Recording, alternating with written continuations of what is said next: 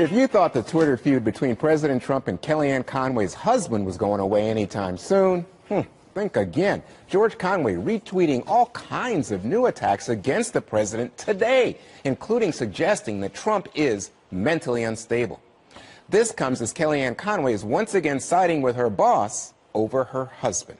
My husband also has been very critical of the president publicly, which is unlike him, just because he's traditionally been a very private person. In 2016, which was known as the year of the tweet, George Conway sent exactly 0 tweets. So this is new. And what also is new is not supporting the agenda of the president and my work there. I was raised, though, in a household of strong Italian Catholic women who taught me that you air grievances like that in private, so it is very surprising to see it be so public. So this is so interesting to me because, I mean, it's like an addition. We should start a show. I think you said this yesterday called The Conways or something. It's unbelievable. But if it's real, what Kellyanne said to Maria Bartiromo was, she's never really addressed this with her husband. They've only talked about it in passing. Meanwhile, George Conway says, oh, he gets the tweeting out so he doesn't have to scream at his wife. What do you make of this then? Well, in my notes for this block, as you can see, I literally just drew what is a dumpster fire right there. I think it would probably be best for if someone doesn't want a topic to be covered, that they just refrain from speaking about it. I think the more content put out by all 3 of those parties is unfortunate, and it's distracting from larger issues at hand and also their credibility. Jesse, he says some really strong things about the president, you know, whack job, and he's a narcissist, antisocial. He puts out all kinds of psychiatric diagnoses for people to read about the president. And I just wonder, you know, how does this impact people who are Trump fans? What do they think of this? Well, he should look in the mirror. I mean, talk about psychologically imbalanced. I don't know what this guy's up to. I like your new hand movements. This was very Beto-esque. This was a new one. I've never seen that before. It was mesmerizing. I think you call it milking the goat. Okay. But like Emily, I just don't have a lot to say about their marriage. It's a private matter, and now it's spilled out to the public, and it looks humiliating for everybody involved. But I would say Kellyanne Conway is handling it gracefully. She's a very intelligent woman, a very passionate woman for the president, and I hate to see her embarrassed by this. It looks like George might have Trump derangement syndrome, and maybe he's angling for a CNN contributorship. I don't know what's going on. I kind of don't want to know what's going on, and I hope we could all move on. So, Dana, as this is taking place, the president's feud with the Republican Party, it seems, over John McCain continues. And it's almost like people are saying, well, you know what, we don't like that. Johnny Isaac. I think the president's feud is with John McCain, and there have been... I don't think the other people in the Republican Party are not feuding with the president about that. Some of them, like Congressman Dan Crenshaw, are saying, please, Mr. President, just stop it. Like, he's not your political enemy. Like, you move on. On the Conway stuff, one thing I think about this is, I agree, I wish we didn't know, but here's the thing. George Conway wants us to notice. He's poking the bear.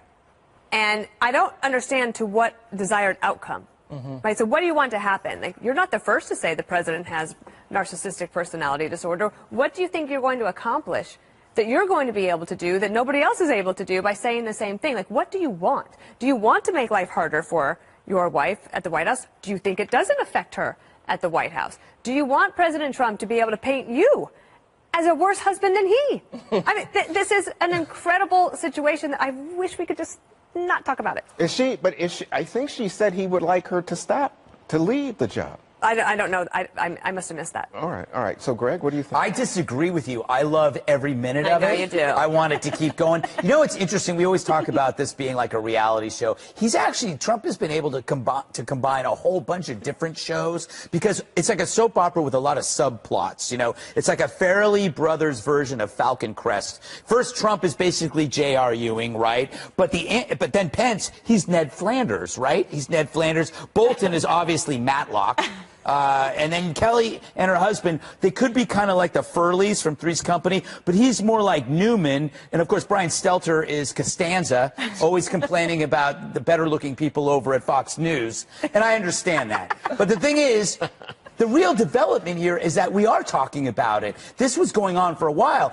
So it's kind of moving towards a resolution, right. and I'm dying to. I can't wait to see what it is, how this is going to end. This is like, it is like Who Shot JR. We're getting to a climax. Finale. I can't wait for the finale. Honestly, do we need more of these? Maybe at the finale we'll all wake up and find out it was a dream. It was a dream. We're all in this shower. That's Dallas. Oh, that's a terrible dream. That's Dallas. Husband from Hell, though. I don't know who gets that title.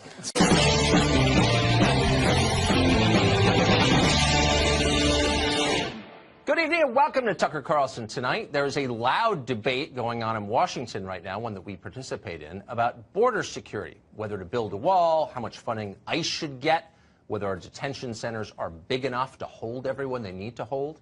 People argue about these questions every day. You watch it on TV. And so it seems like the parties are divided on the matter. But on a deeper level, there really is no debate. There is instead consensus.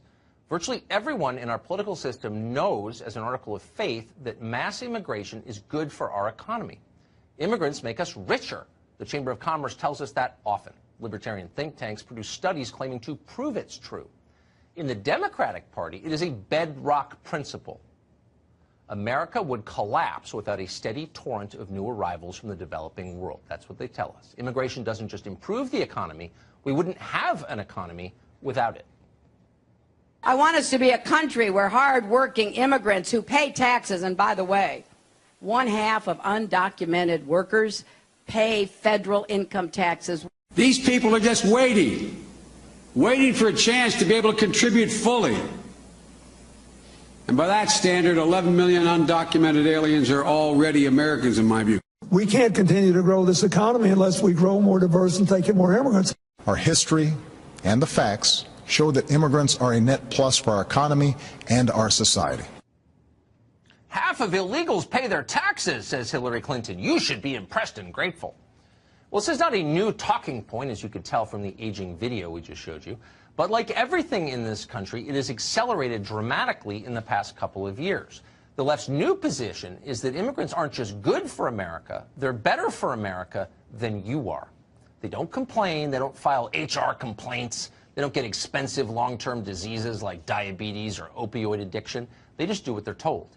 They're the noble workers our leaders have always wanted. Just 2 days ago, Senator Kirsten Gillibrand of New York, who, by the way, is running for the president, explained that every single immigrant in America is good, no matter how they got here or why, just by virtue of the fact that they're immigrants. Ever heard anyone say that about American citizens? No. And don't hold your breath. But Gillibrand clearly meant it about immigrants. Watch. There is no such thing as an illegal human. You have immigrant populations across this state, refugee populations that make your economy stronger, that make your city and states stronger, that make this country stronger. Falsest person in Washington. But she's saying something that everyone else believes. Immigrants make our economy stronger. Okay, that's the claim. Is it true? Well, in some cases, it is true. Plenty of immigrants have done a great job in this country. They are highly patriotic. They're successful in business. They are great neighbors and friends. Everybody knows people like that, and everybody's glad they're here. But not every immigrant is like every other immigrant. Now, don't tell Kirsten Gillibrand, but they're not all the same. Our current immigration system treats them like they are. It treats people like widgets. Our government does virtually nothing to separate the good from the bad. A system like that is not designed to help America. It's designed for the benefit of foreigners. And by that measure, it has been wildly successful. A new study shows that just last year, immigrants living in the United States sent at least $120 billion in remittances to the countries they came from. Even in an age of expanding costs, $120 billion is a lot of money. It's more, for example, than we spent on the first Gulf War. It's more than the entire Russian military spends every 2 years. That's enough money to buy Costco, not the stuff on the shelves, but the entire company, and still have $15 billion left over.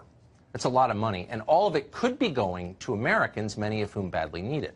But instead, Mexico received $33 billion in remittances just last year. That country's own president admits the Mexican economy would go under without those remittance payments. In Guatemala, remittances from the United States amounted to a full 11% of their entire GDP. In El Salvador and Honduras, that's 18 and 20% respectively. In the past decades, those three countries have received a total of $120 billion in remittances from the United States. And by the way, it's not just Latin America that's benefiting from this. China, which hardly needs it, gets $15 billion a year in remittances. India, $10.5 billion. Vietnam, $7 billion. Nigeria, $5.5 billion. Russia, $300 million. We could go on and on.